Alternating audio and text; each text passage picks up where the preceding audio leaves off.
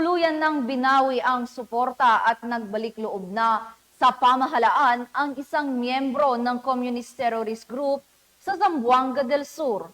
Ang buong detalye ng balita mula kay Patrolwoman Joanna Marie Soriano.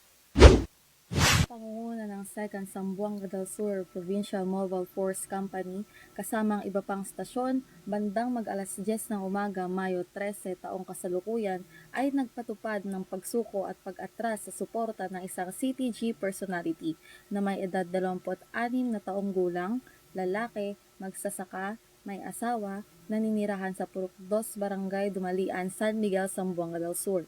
Ang personalidad na ito ay dating tagapagbantay at miyembro ng NPA sa Barangay Hingpit nga organisasyon masa sa ilalim ng GF Kara WMRPC at miyembro ng Salabukan Nuk Gitaw Subanen kamo sa sektor ng mga katutubong tao sa ilalim ng Ugmo Revolutionary Organization of Lumad ng Regional Urban Committee na isang kaliwang organisasyon ng CTG. Ang nasabing personalidad ay binigyan tulong kagaya ng pakete ng pagkain matapos magpanumpa ng katapatan at pinakawalan ng nasa maayos na pisikal na kalagayan para sa reintegrasyon sa komunidad.